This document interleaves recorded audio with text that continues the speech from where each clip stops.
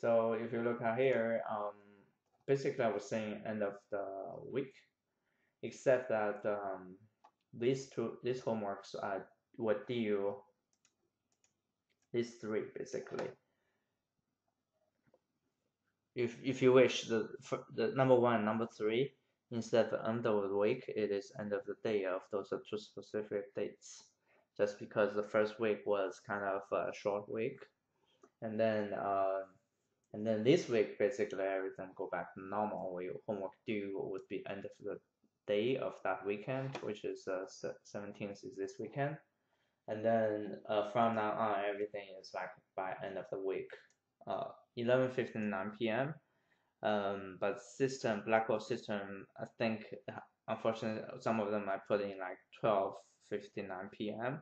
That's why it's kind of made in the day, and then when you submit in the afternoon, it says that you were submitting things late.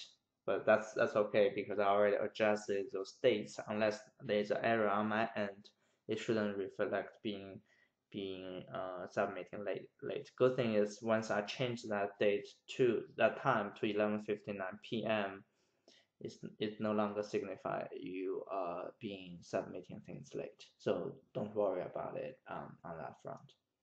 So as I just mentioned, starting from this week, we pretty much actually getting back to normal, and then move along. So does that answer your question? It does. So week 3 is due tonight, and then week 4 is due Sunday. Is that right? That's correct. And then the rest, starting from next week, everything would be due by the end of the Sunday. Okay, and then week 3, only, as you said, we only have to answer 3 of the questions. What's your question? Oh, I just restating. You're saying that we choose any 3 questions of the lot. Exactly. I've been a little confused about that. Exactly. Yeah. Okay. In that batch, you only choose any 3. Yeah. Thank you for clarifying that. I appreciate it. No problem. Yeah. Any other questions?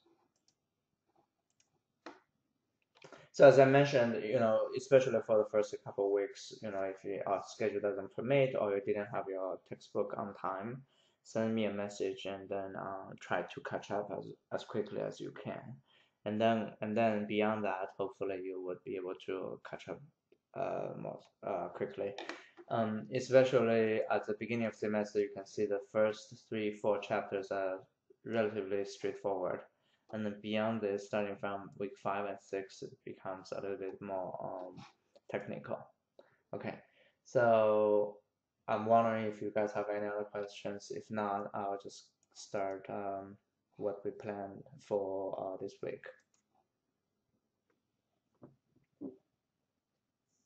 Okay, so let's continue with the topics that we planned. Yeah, give me 1 second.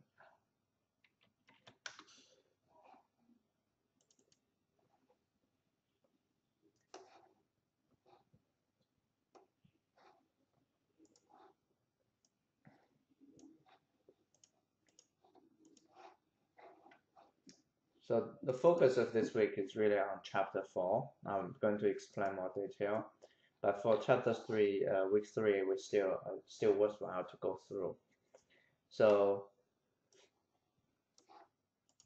let's look at what has covered. By now, I assume that you probably have already read some of this chapter 3, and most probably halfway through of the chapter 4. So if you haven't done that, apparently this course needs a lot of reading. You have to keep up with the reading with textbook, because otherwise, if you only work on the problem that you selected, you'll end up only know partially about what it is all about in terms of what we're trying to teach here. And then give you a perspective from a higher level. In general, what we are trying to do is give you a broader exposure of all these topics that we try to cover, including I already mentioned previously, including programming, linear programming, integer programming, nonlinear programming, and in general, it's optimization techniques. Other than this family, we talk about difference equations, differential equations, and systems of differential equations. And then there's a second family of the models that we're trying to approach here. And then the third level is really some extension of the optimization, such as network models, or a little bit of a game theory, and a little bit of simulation. So those the techniques that you should be able to get familiar with, and then you know where to search for relevant materials or more extensive reading if you come across some of these problems down the road when you started working in the business. Okay, so for chapter 3, what we're trying to teach here is fitting models to data graphically, and then analytical methods of model fitting, and then try to apply the least square criteria in finding a solution of the model. So if you ever heard of linear regression, then this least squares criteria is applied for linear regression. Basically, linear regression is a quadratic least square optimization function as an objective, trying to fit data nicely so that that function is minimized. So we're going to go through more detail for this topic in terms of regression, but apparently here just give you an idea on why we're trying to explain it. And then we talk about what would be the best way, how can we choose the best model from the candidate models. In other words, what would be the metrics that we should be applying for a specific model, choosing a specific model. So we, as you can see here, we try to summarize what would be the case steps of for the model fitting. The first one is fitting a selected model type or types to the data. Essentially, meaning that we have to find best model must be identified. In other words, a precise meaning of best model must be identified, fitting a selected model type or types to the data. So in the sense that, okay, we suppose that we have all these model families in mind, and then we want to know which approach I should be really taken to tackle this specific problem. Is it optimization model? Is it least square fitting? Is it a regression, or it is differential equations, or it is a simulation? So first step that you really want to do is find the best model family or the best model that fit your problem. And then I want to mention here is if you have a group of 5 analysts, and then all these analysts go to their own field and start thinking about their problem by them individually. Potentially, these 5 could come up with 5 different or somewhat different solutions. It's nothing being right or wrong. It's really what assumption has been made for this particular methodology that you picked, and then why you think it's a good methodology, and you would be able to prove statistically and prove through the data that what you have selected in terms of methodology, in terms of the fit, in terms of the results, make the best sense. So so essentially, I want you to realize when in real business setting, you come up with a solution. If the solution solves the problem, it works, then that's the best solution. You just try to define that's the best solution that you come up with. Potentially, different analysts can come up with different solutions. Nothing being, some of them could be wrong, but majority of the time, what happens is they could be equivalently valid. It's just different assumptions being made. And then looking at the second bullet here, choosing the most appropriate model from competing types that have been fitted. And then here it says a criterion is needed for comparing models of different types. Then you have to come up with one metric or multiple metrics to evaluate the effectiveness of your model. And then beyond that, what we do is we need to make predictions from the selected data. And then here we also need a criterion that has to be established for determining how to make predictions. So that is generally three major considerations that you should go through. And then during this process, it have potentially just be mindful that multiple types of errors could take place in this model fitting business. One of them is formulation error. In other words, what if your formulation is wrong or your your model family that you picked is not the best fit for the solution, such as if you assume the normality of your data and then you can use methodology A, but it turns out data is not normal, then you can't use methodology A. So that potentially could be a formulation error. And then the second type of error would be truncation error, meaning that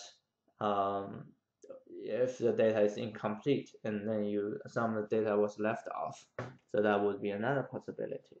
So in reality, you need to look around, talk to different business stakeholders, and then come up with a basic idea on where the problem is and where the business stands, and how these different sections can work together as a system, trying to come up with the data, come up with the right data, come up with the right right set of criteria, and come up with the right model, followed by coming up with the right model and evaluation of the model.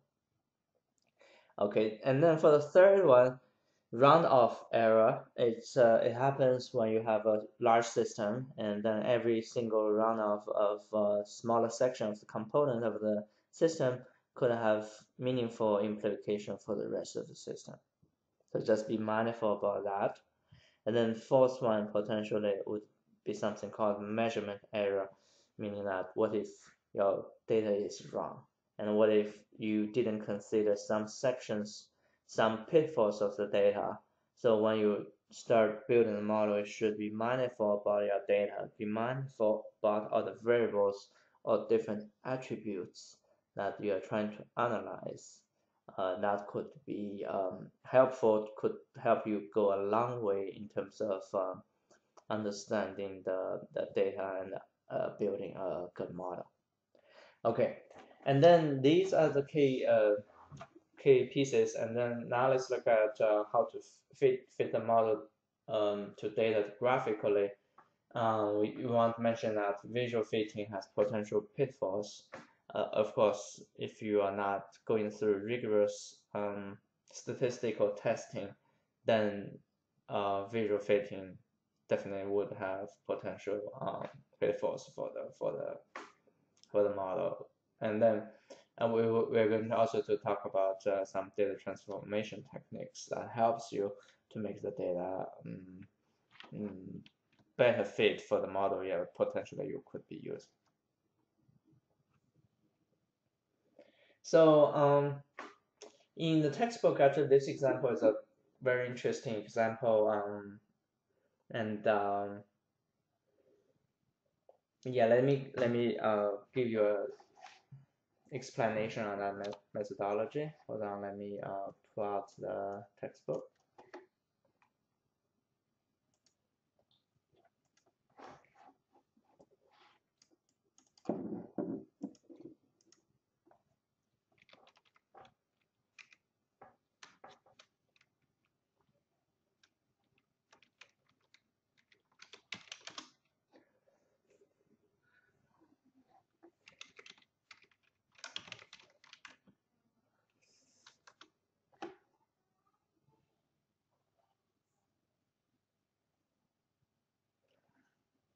I'm trying to figure out what is a website that I can access a textbook.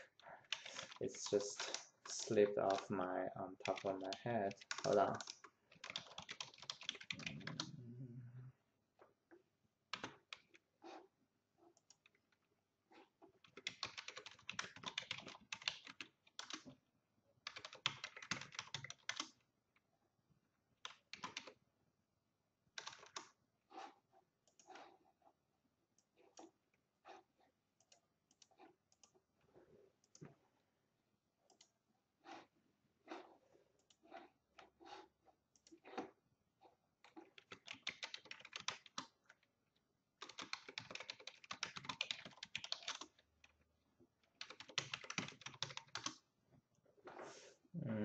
It's called oh.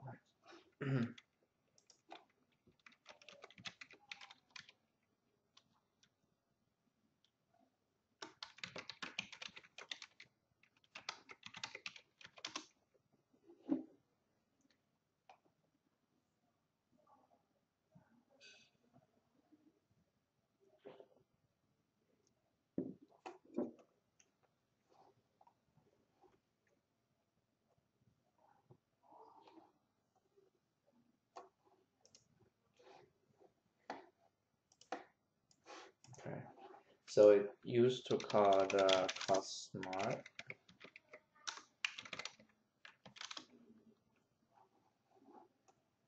Yeah, now it's called the vital source. Okay, that's really what I'm looking for.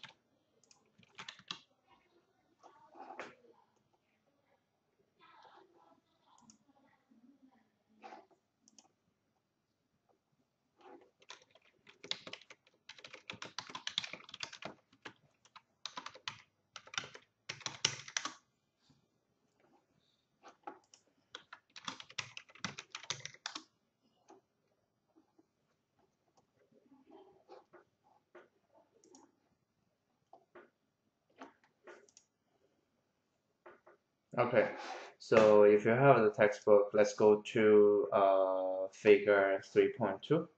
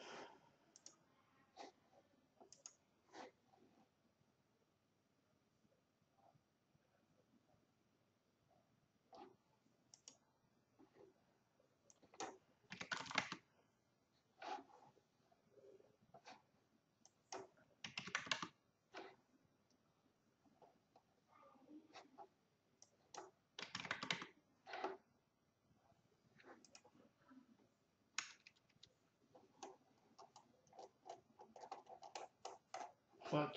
Okay. Hold on. How can I go there?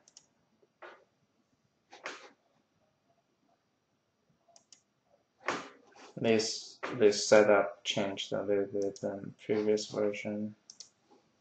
Ah, there we go. So now we are here.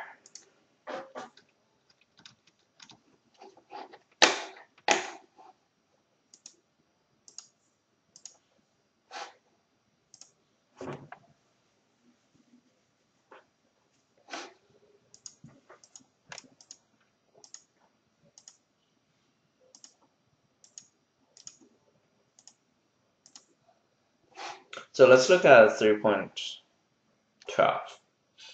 So what here says that you want to measure the light segments of AB, BC, and AC. And then the problem is you find that AB is 13, BC is 7. So supposedly AC should be 20. But meanwhile, you got a measurement of AC being 19. So in this case, you kind of know that there's some sort of discrepancy of 1 unit, right? And then that now the question is how can we assign this 1 unit difference to different measurements so that we know the solution, for example, could be AB should be 12, 3, 2.5, and 2 1/3. and BC is 6 1/3, so that AC is really 19 1/3. So that is the idea, and then let's say how can we model this? Suppose that let's quickly go through this section. We say that let's x1 represent the true value of length of AB, and x2 is a true value of BC, so that the R, and also we use R1, R2, and 3 to represent the discrepancies between the true and the measured value as follows, which makes sense, right?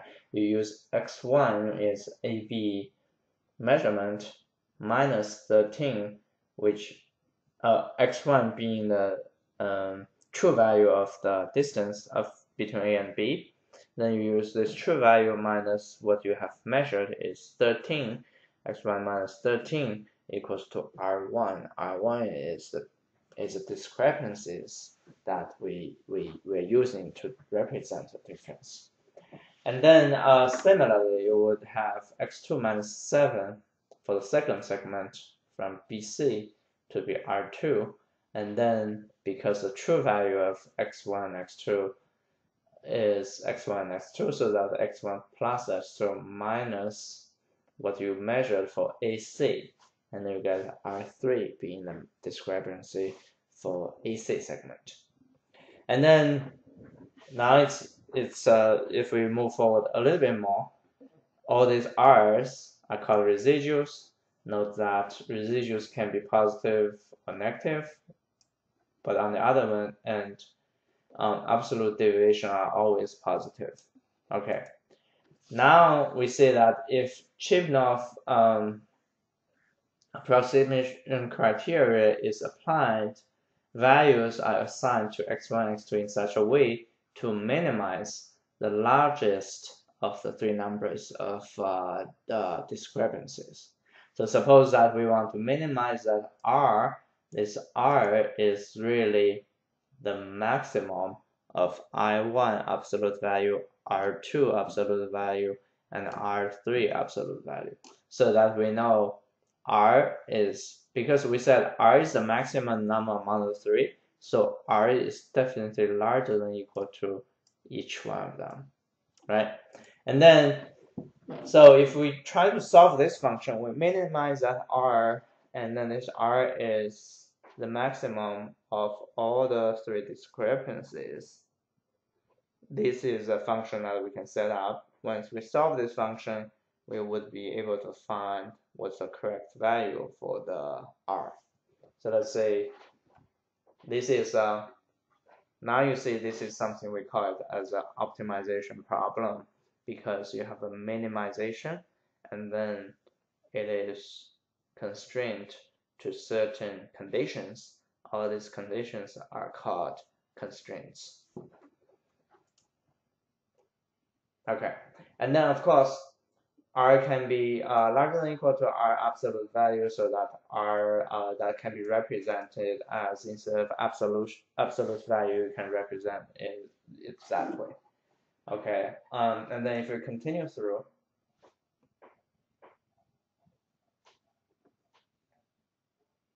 because we know R1 is R1, what we already defined, which was x1 minus 13, so that if we substitute all of these conditions, this is one condition, negative R less than or equal to R1.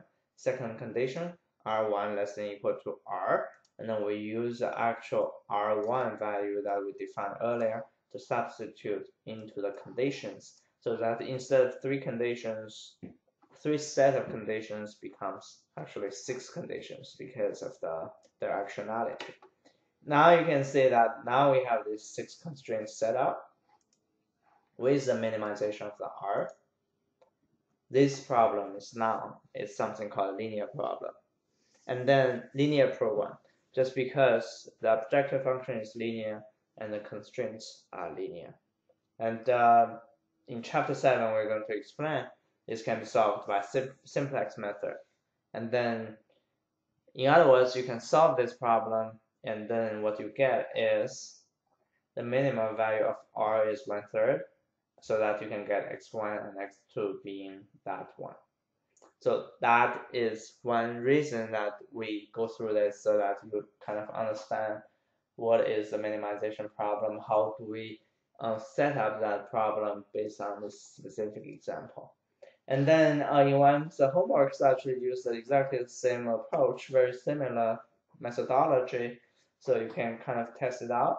Unfortunately, in the homework, you probably won't be able to solve it quite yet, which is something that called simplex method, which we have not learned quite yet. So you can leave it right there if you already formulated the problem and it's ready to be solved by some sort of algorithm or methodology. You can just leave it there for now for this homework, if you happen to choose that question.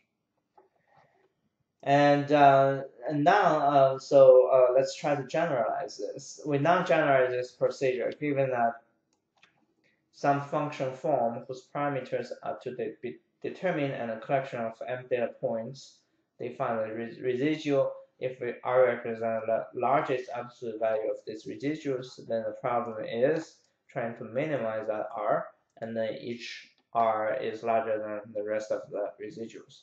This is a problem, and then we're going to spend much more time about that.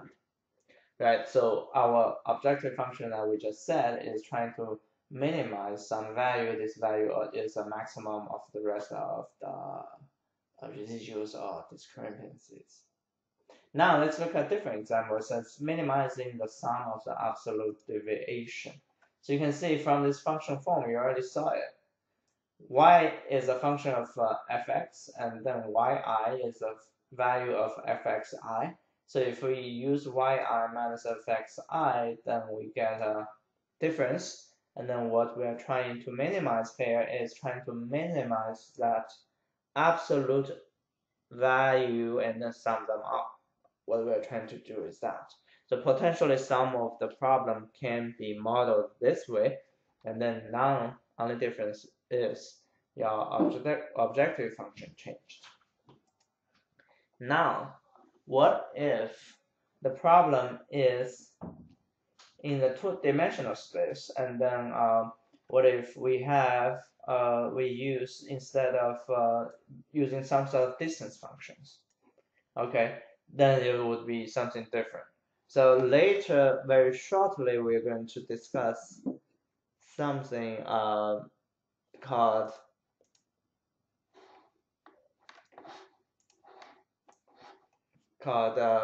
least squares. So let's say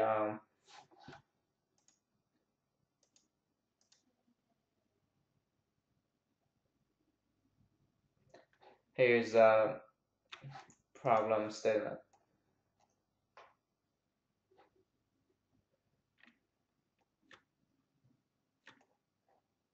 Something called least squares. So if you know anything about regression at all, then this is a part that tells more detail of the linear regression.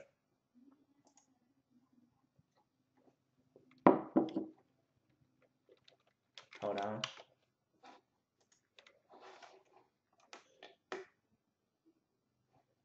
What is the problem all about? Suppose that we have a lot of observations.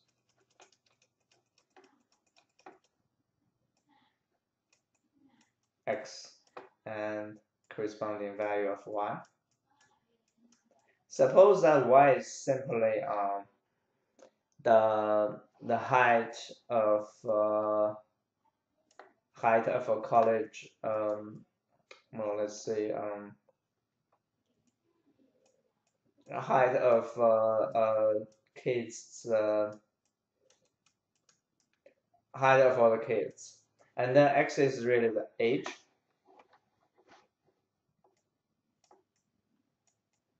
Suppose that's the case, then we can have a lot of observations. Suppose it's going from age 5 to age 20. So you kind of see that, okay, it's everywhere on the graph. And then the question is whether there's a relationship between that, whether we can fit a line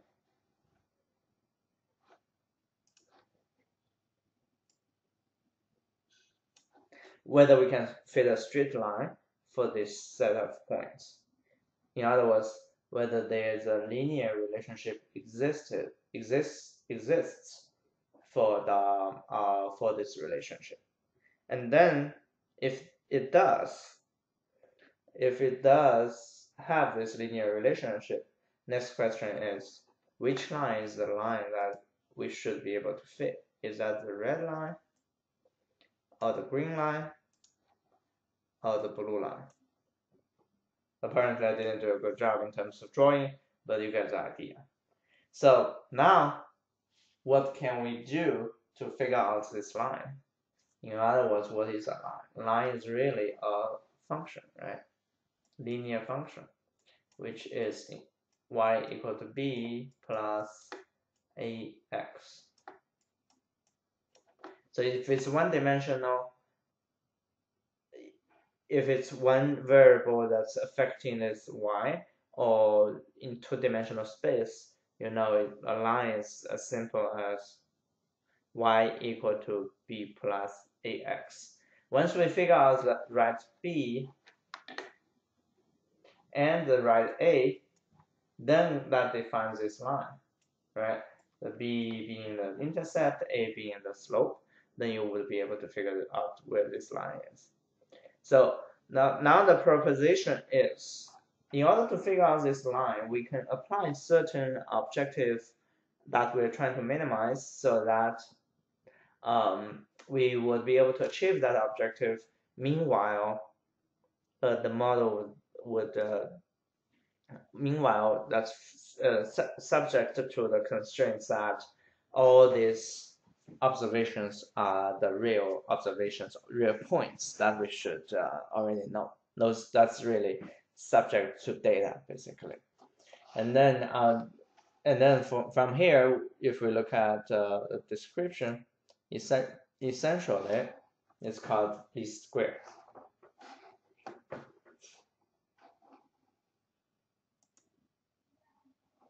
And then the function is saying that suppose the model has this function form, and we want to determine, decide to use the m data points of orders xi, yi, and then the thing is applying the least square criteria, that is to say, we use actual observation minus what the function actually gives us.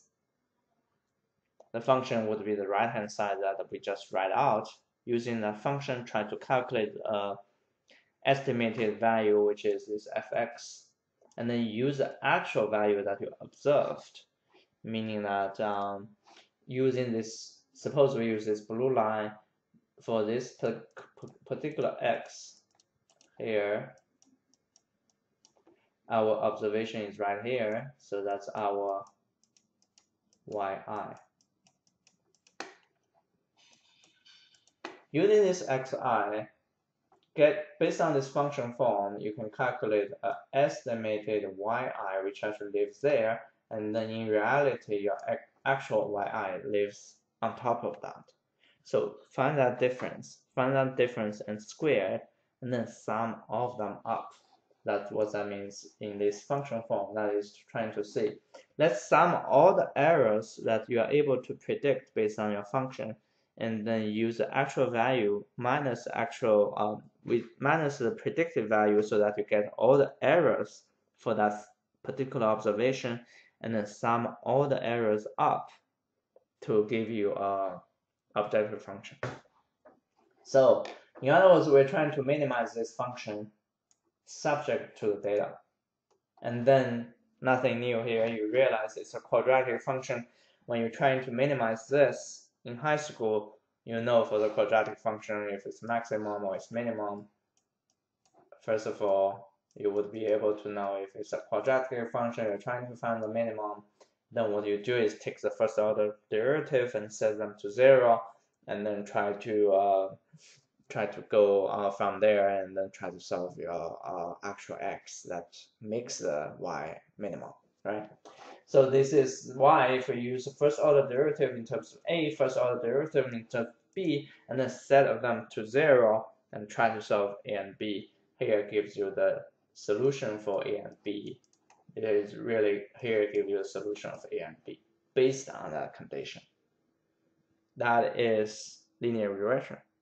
Because once we figure out this A and B, we basically find the line.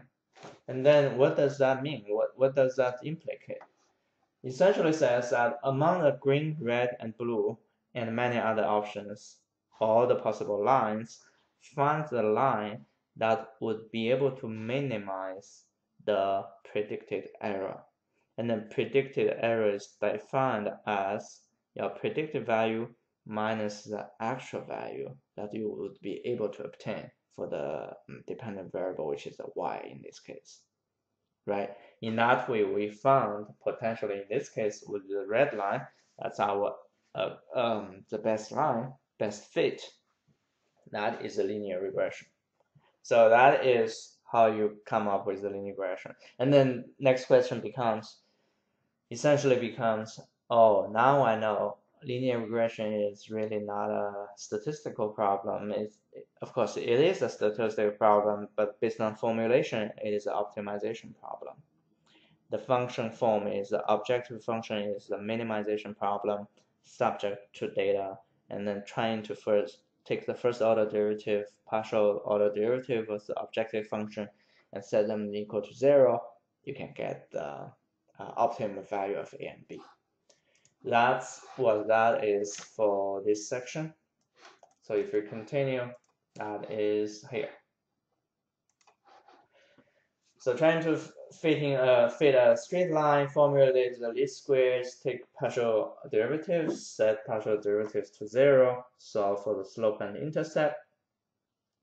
That is linear regression. So potentially you could fit a power curve. The objective function is no longer linear. Actually, even for linear regression, the objective function is not linear at all, it's quadratic. And then if you fit a power curve, meaning it's something that's beyond just quadratic, powered by 5, powered by 4, powered by maybe 6 plus something powered by 5 plus something powered by 4, etc., then that's called power curve. And then once we have that objective function, then it becomes a nonlinear regression. Nonlinear regression essentially tells us the fit is no longer linear, so that you don't have y equals to b plus ax. That's simple linear function form.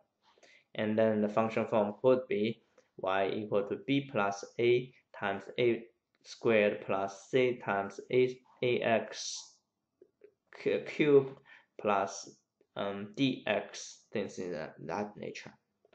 Okay, and then we can also transform least squares fit transformation from nonlinear to linear. That's a section you could read through. I'm giving you kind of a high-level explanation of the basic idea. And then how can we choose the best model? You can look at the error that we just discussed. You can look at the complexity of the model, how complex that is. You can look at whether your model is actually overfitting the data. What is overfitting? Overfitting essentially says that it fits the data really, really well, but doesn't have a lot of extension or extendability that it performs really worse, much worse for new data set. In other words, if you want to make a prediction, you use the actual data, and then you find that, oh, the data is really fitting the model. The model is fitting the data perfectly, but at the end, potentially you could end up of overfitting problem, meaning that it doesn't have a lot of capabilities beyond the data set that it's trying to capture. Okay, and then the next thing is what is the generalization of the model? How generalized the model is, whether it can be applied to some other different data sets. That is called generalization. So based on all of these criteria, then at the end, you would be able to pick the best model.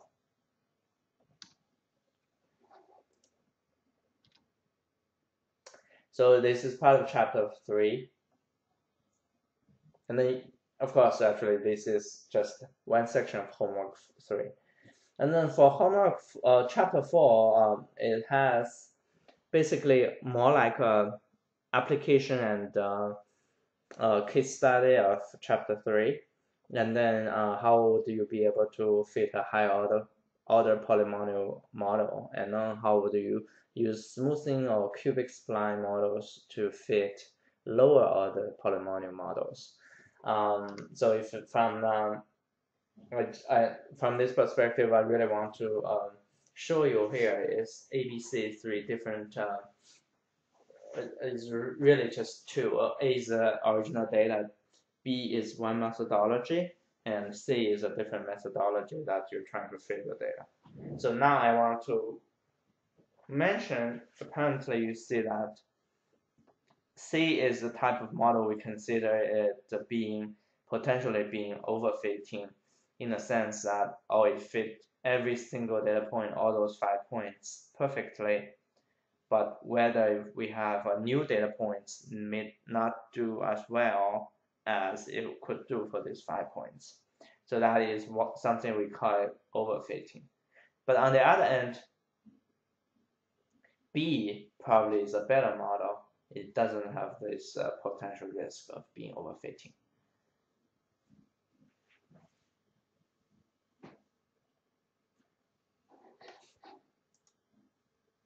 And then look at the model, and then when we sometimes want to do some transformation of the original variables, it could be z squared, it could be square z, it could be log z, it could be 1 over log z, etc., etc.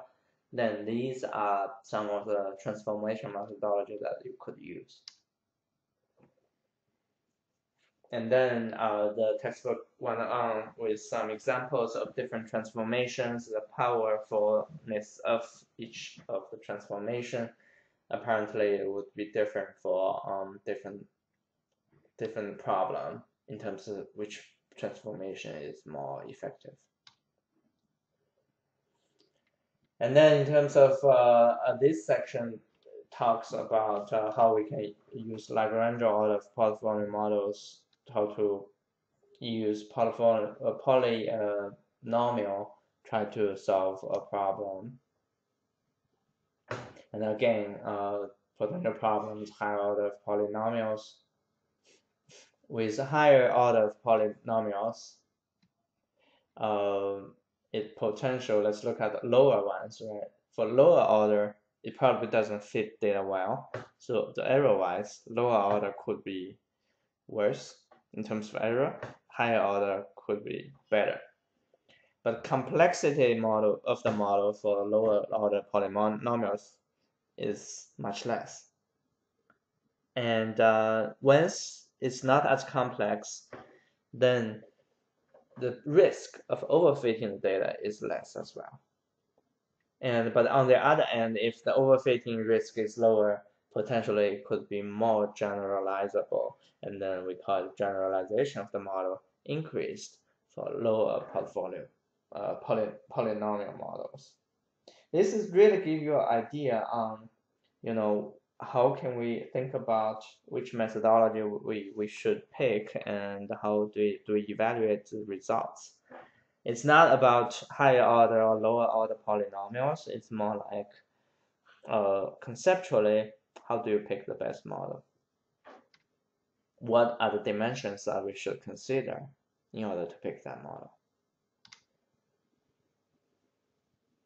And then again, on the graph on the left-hand side, you can see that it's something called linear splines or piecewise linear function, meaning that we can fit multiple linear functions for different segments of the data.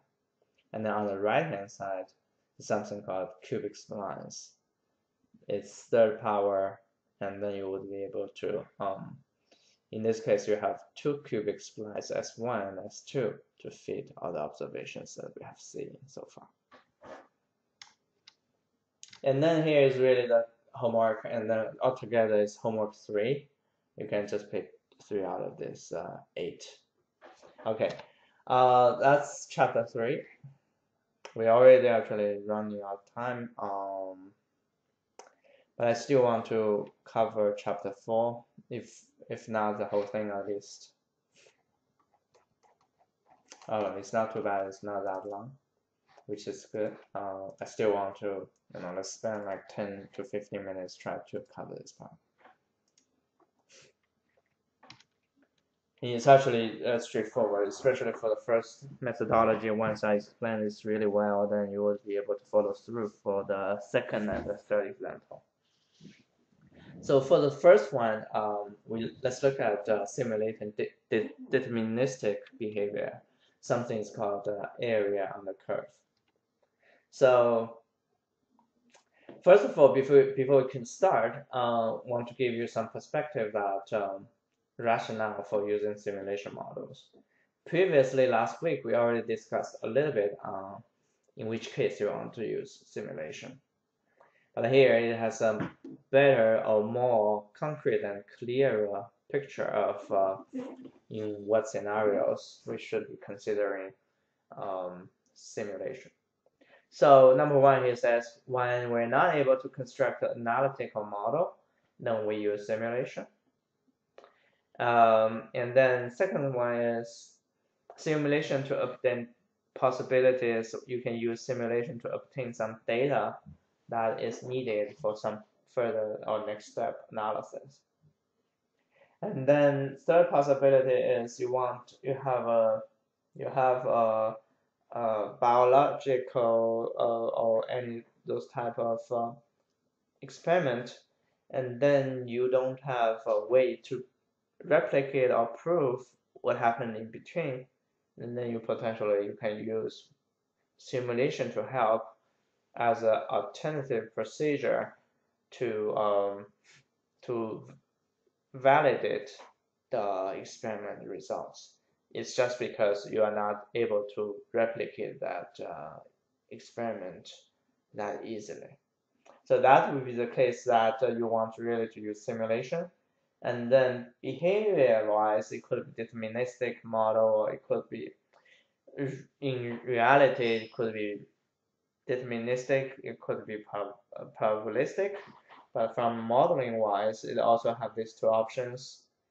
But you can choose interchangeably of those two methodology to the actual data, which methodology would be used. And then here is really the gist of what we are trying to cover in terms of simulation. Suppose that you want to find the area under this weird function or this weird curve. And then what can you do to do it? Conceptually, it's actually rather simple. If I explain this, then you think it's really very simple. So what you can do is you can generate a random variable between a and b for x, and then you can generate a random value for the y as well, so that that random set of x and y defines a specific point, right? In here in this example, the p is that point that we just randomly generated. And then because the value of x and y, this point can be anywhere. We randomly generate that. And then, some of them could be underneath of the curve, some of could be lay right on the curve, and then some of them could be happen to be on top of the curve in this square box.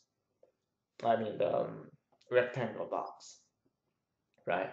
So now, if we look at the definition of the problem, what the input is really total number of unrandom points to be generated in the simulation, and the area is approximate area under the specified curve over the given interval x between a and b and fx between 0 and m. So essentially says that if we want to find that area, that is our problem statement. So let's start the algorithm, initialize some counter being 0, and then for each I, you do three things. First thing is calculate random coordinates, as I mentioned, x and y. and then calculate fxi for the random xi coordinate. And then if yi is less than fxi, so essentially says that, okay, we define this point, we calculate for this x what's the corresponding y value, and trying to compare that y value with this y on this p, so that we know this p is under the curve or above the curve or on the spot on the curve. So if yi is less than or equal to fxi, then increment the counter by 1, otherwise leave counter as is. So essentially says, if that yi is less than what is generated from the function, then we know it's under the curve, so that we can increment that counter. If it happens that p point is above the curve, then we don't increment that counter.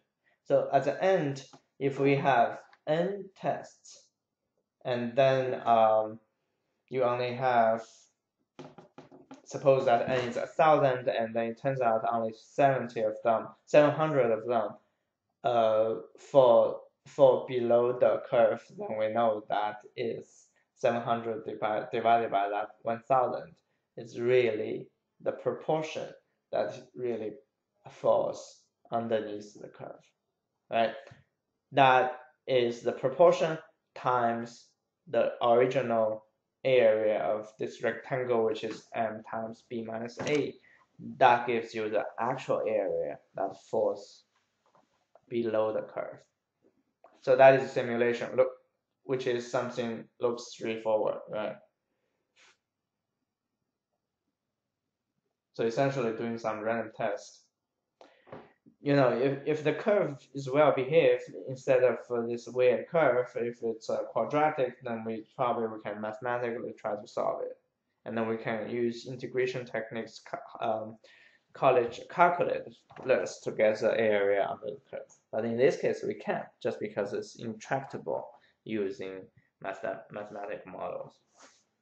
Okay, that's the first example that we had for simulation. How about the second? It's nothing but same thing, volume under a curve instead of 2-dimension, now it's 3-dimensional space. Then you need to generate 3 random variables trying to compare with the surface, and then use number of points counted below surface divided by total number of points to get your area under that volume. That's a deterministic version of simulation. How about a stochastic version of simulation? First of all, before we do that, you need to generate some sort of random numbers, because this set of numbers would set you to the right stage of how to generate the next scenario, the next number. So this specifically for this random number that we talked about, there is something called middle square method. That is, still start with a 4-digit number x0 called the seed, and the square is to obtain an 8-digit number. Add a leading 0 if necessary. If you start with 4 digits like 4,000, and then it turns out not quite yet 8 digits, then you can add a 0 in front of it. 4,000 probably not necessarily a good example. 1,000 would be the good example. Then because 1,000 powered by 2, you don't really get 8 digits, but you can add leading zeros. After you add the leading 0, you can take the middle of the 4 digits of the 8 digits that you generated. That will be the next number that you generated. So quickly, I can give you an example in Excel, for example. Of course, you can use R as well.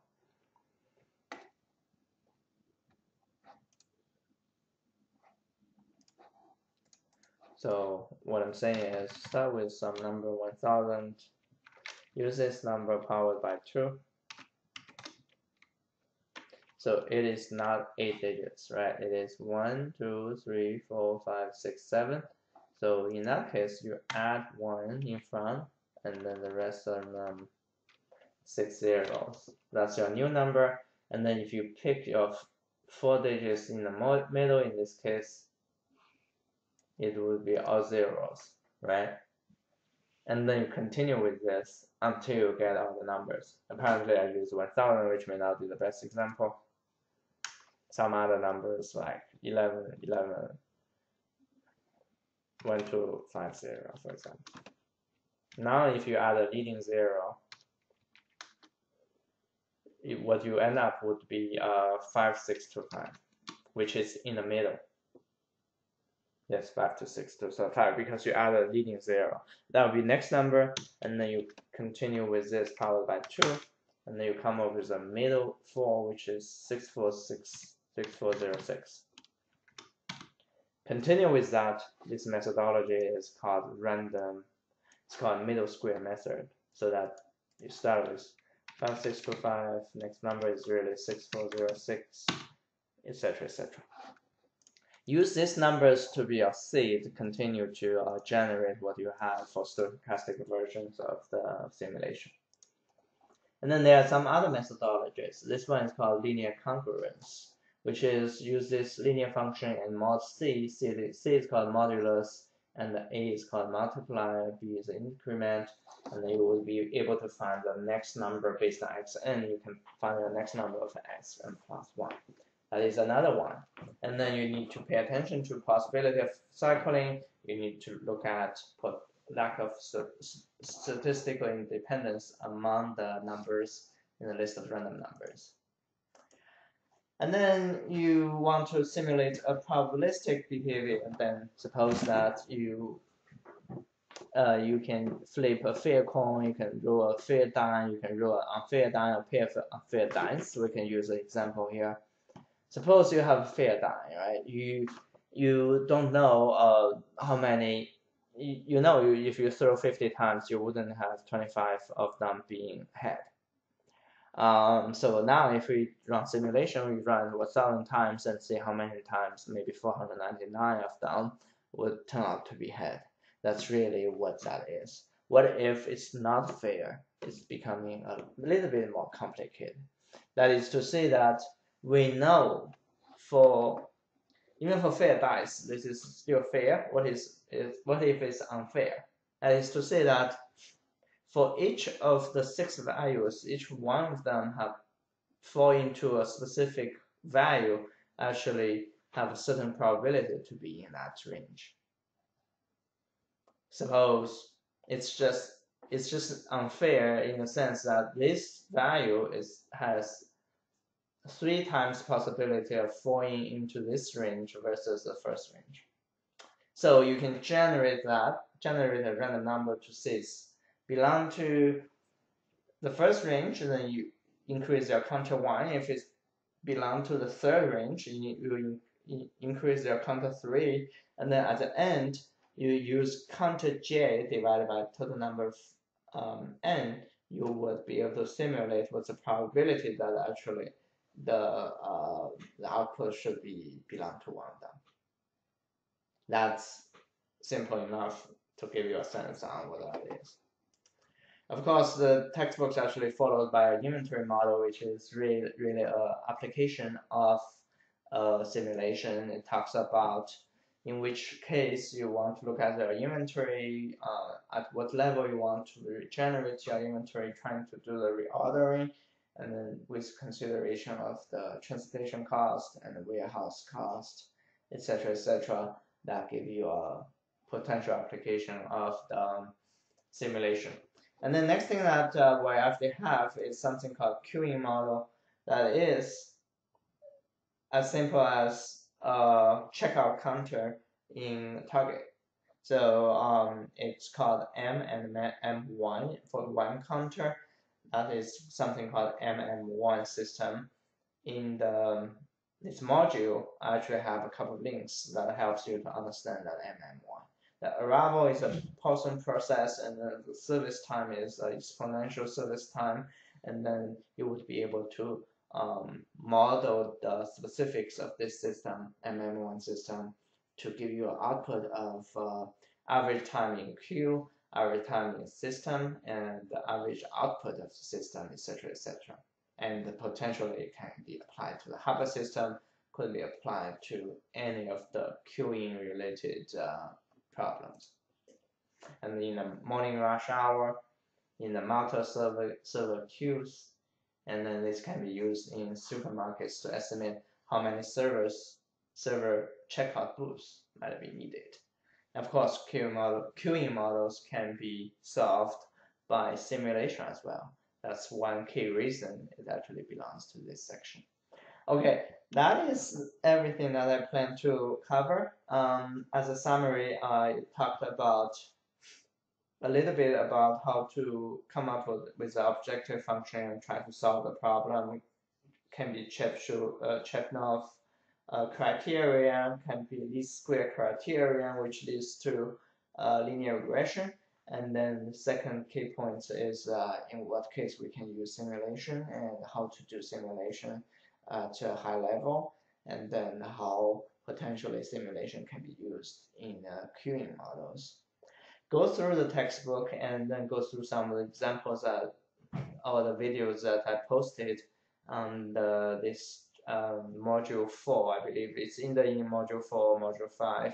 They would be really helpful. I assume it should be module 4, even though here we call it chapter 5. Okay. Any other questions so far?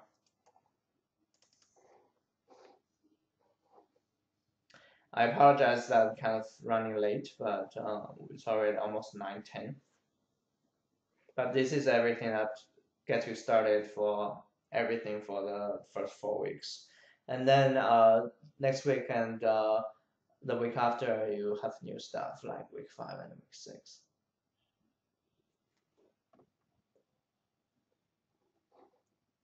Okay, if you don't have any questions, then we can stop here.